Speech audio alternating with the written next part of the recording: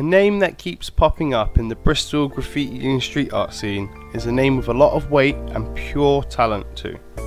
Freedom is a top tier muralist, illustrator and tattooist as defined by his Instagram, and he is one hell of a party when it comes to his pieces. Letter writing and characters are light work to him, and he creates these fantastically trippy murals that spring to life and usually have a deeper meaning with them. Someone whose talents match who they are socially, but hasn't lost his sense of humour in doing so. A guy who is respected by the scene and has his own section in the book I'm slowly reading called Children of the Can. I'm sure you've heard of it. He has been in these streets for decades and is part of the ASK crew too. Now let's get the ball rolling and get this dope muralist and I'd say top tier letter writer, which he doesn't big himself up enough for, get this ball rolling. If this is the first video of mine that you're watching, don't forget, every time someone new subscribes, a kid somewhere gets a can of spray paint. And if you're a returning viewer, always know this, you're the end of a leg. I'm doing these videos every 2 weeks now, so I can do more research, collect more and more shots, and edit a bit better within the time frame, and still clock in my 32 hours in my daytime job. I'm always working on a secret project as well. I'm waiting for someone to figure it out. Some of you know what I'm doing, and if you already know, don't ruin the game. But I've got some plans down. I've got some things going on. Just check out this piece here, which was sprayed last year in 2019, and his characters all have different but very similar styles. Psychedelic, trim, multi-element characters, flexing heavy personality, and leaves me constantly conjuring up metaphors and explanations for the characters. This one here is a guy juggling bombs and on a unicycle going through some landmines with weights on their wrist and an atom on a stick, maybe on a pipe.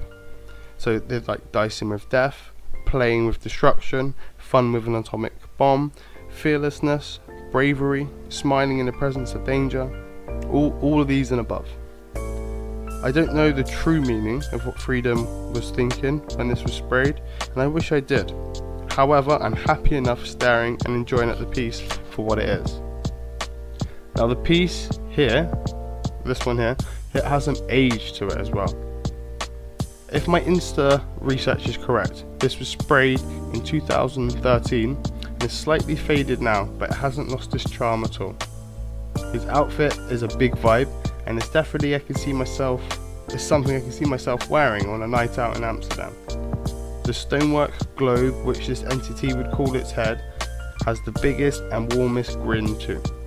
It's an instant classic, and another piece that makes me think living in the north of Bristol must be so nice and vibrant. But the letterwork here in the south is tip top. I mean, come on. I have one more of Freedom's characters to show, and it's one that I've made piece of the week before. Go and check out that video if you haven't below, the link will be in the description. This one is done by Freedom and Feek. These two have a great energy when they're doing our collab, and I'm happy to find both or separately of course. What's funny about this piece is I almost got run over when I was filming, and I didn't even notice the tightrope until the last moment, which sucks because the piece uses it quite a bit as the baseline. Feek's character is throwing darts at Freedom's, but Freedom's character has a target on its face, so as to be expected, right? But what's behind the mask is the mystery. It could be oranges, it could be a fluid or a substance that makes this creature exist. I don't know. That's the mystery. I love the mystery. And shout out to the guy spraying next to it, who were drinking cups of tea and had the best kind of table I've seen out in the wild. Freedom's Insta will be in the description below, along with his spot on the Big Cartel, and it's where you can cop some really dope products. I spoke to him once on Instagram, and what was the best thing, he opened up, and we had a short but a really deep conversation about unity and different opinions coming together, and that we are all one race and that love always wins. He didn't have to engage with me, but he was happy to listen to my side of what I was thinking. And what do they say about someone who does stuff for people when there is no personal gain? They're the ones who have the most empathy. They help just to help. They listen just to listen. He's a tattooist, and there are lots of really great photos of his work what he's done on people on Instagram. He's well gifted with a tattoo gun, or should I say a stabbing machine, like Cheo did in his last video, which everyone should defo go and check out. And you know what, a collab between Freedom and Cheo, I think that's where it's at. I think that would be really dope too. Freedom's got some really hard prints, and I'll bring them up on the screen now. And this is what I should have done from way back when I was making the first videos. Shout out to PH1 for the idea way back then as well. The prints showcase some really strong creativity, and they're all in black and white for a real raw feeling. He's definitely someone I'd like to share a joint with, and say that as much.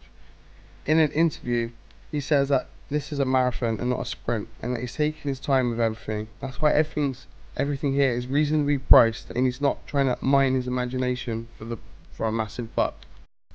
Honestly, look at this piece here. It's just so wonderfully odd. And imagine how hard it is to draw all those different circles with a can as well. It's next level. It really is. Freedom is a man of the culture and chooses to keep working illegally on occasion, and admits that he likes a tag.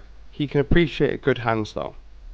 He wishes he didn't use the name Freedom because of 1, the New York writer, and 2, the power of the word that has associated with it, the connotations that freedom has, and he doesn't want to subtract from that.